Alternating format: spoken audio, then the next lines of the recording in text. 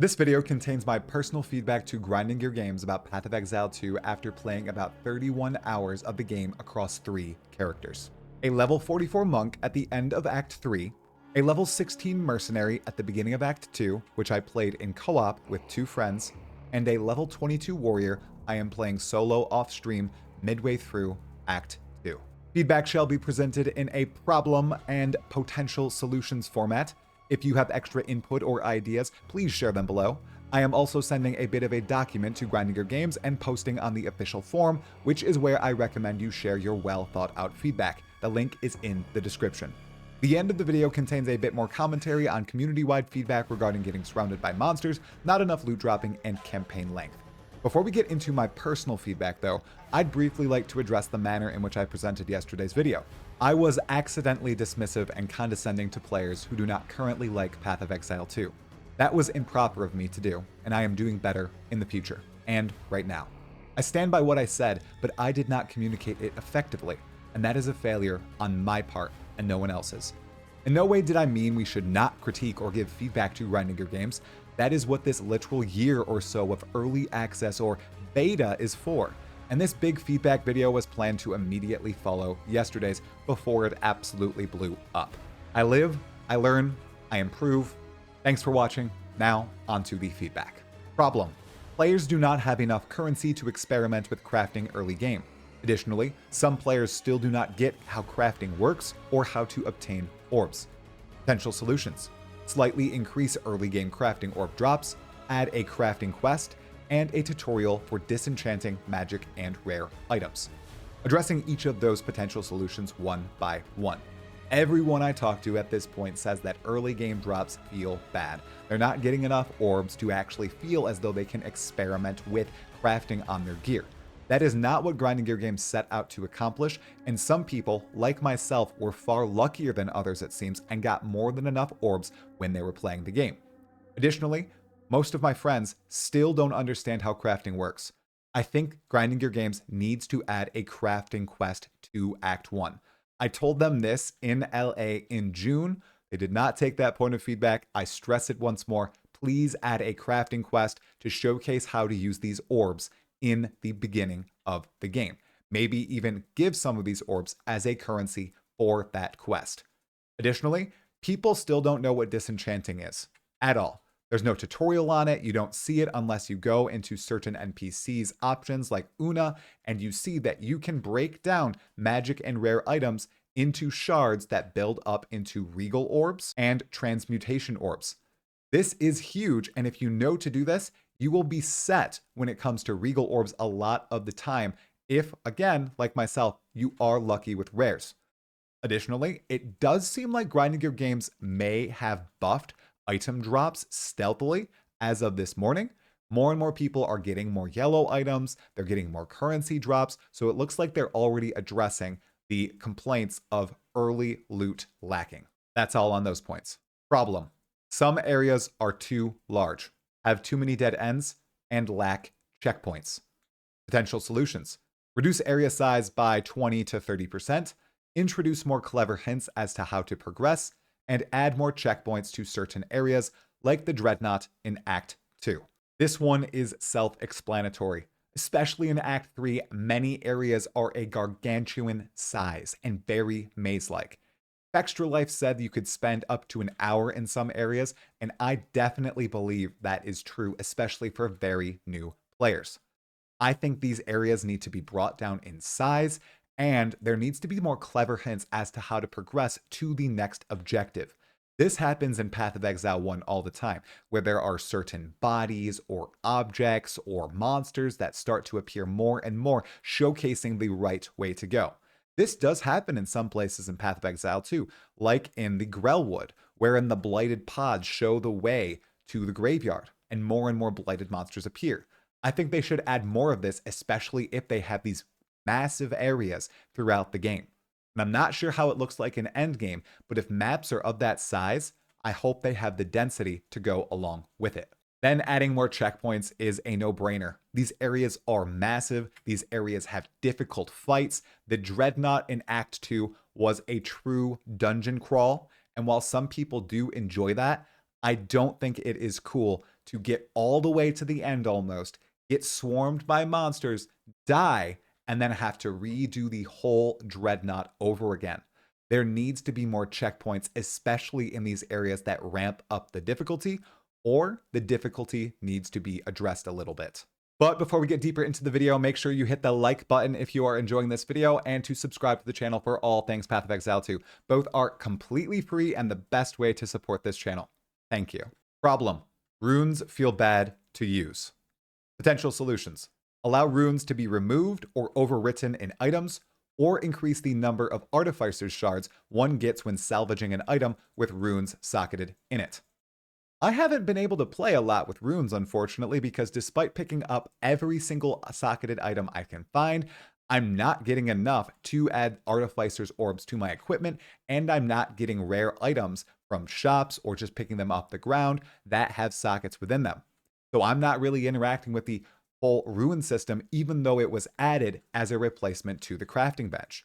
If it was added as a replacement to the crafting bench, which was very easily accessible in something like Path of Exile 1, wherein you could just add whatever mod you wanted, one mod, you could add whatever one mod that you wanted to an item, they really need to make this whole system more accessible. I think these potential solutions work because it allows more freedom with the runes, or it allows you to just boost the number of Artificer's orbs that you are getting so you can add more sockets to your gear. It's a really big defensive power spike when you get runes across all your gear, and if they want it to be accessible, they need to make these more available. Problem: Ascension trial modifiers are far too punishing, especially early on. Potential solutions: massively decrease the integer values of punishing modifiers in Trial of the Sekima and the Trial of Chaos, or tighten the pool, especially during the first run for ascendancy points. So I finally have downed both the Trial of Sekima and the Trial of Chaos, and the Trial of Chaos was ridiculous, and it opened my eyes to what is happening here and why players are frustrated with it. They appear to have just lifted most of the modifier values from Path of Exile 1 and dropped them in Path of Exile 2 without truly looking at them, especially for the init modifier debuffs, such as lowering your elemental resistances, increasing damage on the monsters, giving every monster critical hits 100% of the time. All this stuff is wildly powerful in Path of Exile 2, and I think it needs to be brought down substantially, or there needs to be a set of modifiers, especially on that first run, that almost always spawns, so that players have a true chance, and their runs aren't just completely bricked by a bad set of modifiers. This is also true for the Trial of the Sekima. Even though I don't think it's as prevalent, a lot of the mods are just lifted from the Forbidden Sanctum and haven't changed much for Path of Exile 2. They definitely need a pass. Problem: gold is super important. Solution: increase gold drops or lower gold costs on gold-based mechanics. The gold is very important in Path of Exile 2. We knew this was going to be the case going into Path of Exile 2, but I didn't realize how much of a resource it truly is because of how powerful rares are in shops, because how often you want to try to respec, because you might want to try to gamble. You're doing all these things with gold, and you are running out of it very quickly if you're doing many of them at once, which is something that finally did happen to me, and I talked with many other players in which this was also the case. It really feels bad buying an awesome rare item and then finding out, oh man, I actually need to respec this node on the tree, but I can't at all. I spoke with Lighty and he completely bricked his character for a whole hour because he couldn't respec this one point and all of his gems were disabled. So he was going through and just opening up chests because he couldn't actually fight monsters. It's a disaster. I think these need to be balanced a little bit more. You either need to earn more gold in some way, or they just need to retune how much gold it costs to respec or buy rares. I think the big one that does need to be lowered at this point is respecking. I do think respecking should have a cost. I think gold makes sense to that cost, but perhaps it should be scaled much lower. This is an opinion I have shifted on from yesterday's video after, yes, personally experiencing it and talking to many other exiles who experienced the same exact issue. I can admit when I was wrong. and I was wrong. Problem: quest rewards become boring after a point. Potential solution: add rare items as quest rewards once more. After Act 1, you don't get a lot of exciting quest rewards, unfortunately. There are some really cool moments in Act 2, though, when you can choose some powerful buffs for your character. Beyond that, you just get skill and support gems, which are already dropping in the game itself. I think if they want to make quest rewards more exciting and help players with the power problems they are having, adding rares as quest rewards is a no-brainer. This happens in Path of Exile 1 already. I think this is something they should just steal and implement into Path of Exile 2. They don't need to make them well rolled, but they can make these rare items the rewards. Additionally, when you get skill points from quest rewards, I think you should also get respec points too, just like PoE 1. It makes sense, and it allows people to swap some stuff around, especially in the early game when they're probably more prone to do that, especially new players who might be making mistakes. Those were all of my primary big points of feedback that I have for grinding gear games. Now we're going to rapid fire some small points of feedback that I would just personally love to see changed. Problem: loot doesn't pop. Solution: add a bit more default swing to certain items, like regal orbs. Problem: players collide in co-op. Solution: add phasing in multiplayer just as is done for minions. Problem: map icons are currently unclear. Solution: add obvious tells to quest objectives on the map, like a check mark for completed quests and X's over the skulls of dead bosses. Problem: secondary weapon sets clip with almost every armor. Solution: allow us to hide the cosmetic of our offhand weapon swap skins. Please, grinding gear games, please let this happen. And now I'd just like to talk about the 3 biggest issues that players are discussing in the Path of Exile community right now about Path of Exile 2. Those being body blocking, loot, and campaign length. Problem: players are getting stuck and surrounded by monsters. Potential solutions. Well, that's where I ask all of you what you think the potential solution might be for this. Do they just add phasing to the game? If they add phasing to the game, they're going to have to completely redo a lot of the map areas here, and maybe that's something they are totally going to do. I would personally be against it because I like being punished if I am not thinking properly and I just get myself absolutely surrounded by monsters. But I do think they should be able to add some sort of investment into phasing, maybe more investment, because I do think it's possible with some unique items. Maybe there's something on the tree or one of the ascendancies. Maybe there should be other avenues to invest in phasing. Perhaps it won't be permanent, but maybe you can add phasing to your dodge roll or have phasing when you're using a certain buff. There are lots of buffs already in the game. Maybe add a phasing buff that only works during certain scenarios. So players who really want this phasing opportunity to get out of these monster packs can do so. I like fighting my way out now. A lot of the time I used to try to dodge roll out of monster packs, and that would just kill me over and over and over. So now I am training my brain to stand and fight, and I have stopped dying to these monster packs a lot less. I know that's on my monk though, that's on my warrior too. Maybe a sorceress or a witch just don't have those options. But what do you think? How did they address this problem? If you think it's a problem at all. Problem: not enough loot drops. Potential solutions. I once again throw it to all of you. I love how the loot currently works in Path of Exile 2. Everyone I've spoken to loves it as well in my personal life. These are people who tried Path of Exile 1 and were just too overwhelmed. And in Path of Exile 2, the amount of loot is good. I think a lot of players still don't know that the shops have a lot of great items in them, and you should be using the shops. Additionally, crafting orbs are very, very powerful, and if those are boosted in drop rate and you're getting more of those, crafting awesome items is very, very possible. I slammed an amazing topaz ring today. 5 mods that are all beautiful. It felt super good. Obviously, it is luck-based, but it is still a way to upgrade your gear. And I'm only in Act 3 at the most, so I don't know what loot really looks like in Endgame. I'm seeing conflicting reports. I'm seeing people say that they're getting 23 wisdom scrolls and 1 white item and maybe a currency orb or 2 in a map. And then I'm seeing people with full inventories that look pretty darn decent.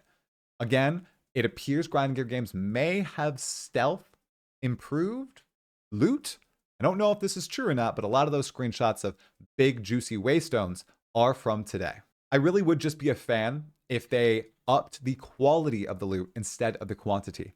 That was the goal in Path of Exile 2, and if that's not happening, that's very, very unfortunate. I will find out, I will get a better opinion once I am in the end game of Path of Exile 2 and experiencing what that has to offer. But for now, as I'm going through the campaign, I am pleased with the amount of loot that I'm getting. Problem: campaign length is too long. Potential solutions? You know what I'm going to do. I'm going to throw it to all of you or talk about this. Path of Exile 2 is a brand new experience, right, everyone? We are playing through it for the very first time. Well, most of us are playing it through it for the very first time this past weekend. Many of us have played games like Path of Exile 1 for a decade, if not longer. Some of us have played it for 5 years, 6 years. Many of us have played Diablo 2, Diablo 4, Last Epoch, Torchlight, and all these other games. We're very well versed in their campaigns. Path of Exile 2 is a fresh experience. Your first playthrough of Path of Exile 2 will be your longest playthrough of Path of Exile 2. I guarantee you. It took me about 6 hours to get through Act 1 on my monk on stream. And of course, I was listening to dialogue. I was dying a lot to bosses and all the like, and I was exploring, but it still took 6 hours. When I played off stream on my warrior that only had one twink item and it wasn't that amazing, just a ring with a fizz damage, it took me 1.5 hours to get through Act 1. This is my second playthrough ever of Act 1. I downed every single boss except one. The first try, I died to the Executioner somehow twice. What is going on there? Everything else fell to me and was easy. Same is happening with Act 2. I am progressing through it at a much faster rate. And I reckon the longer we play Path of Exile 2, the more experienced we become with the game, the more power that creeps into it, the better the campaign is going to feel for a lot of you who are currently struggling. I understand the struggle. I understand you don't want to spend 30 to 40 hours in the campaign every time when what you really enjoy is maps.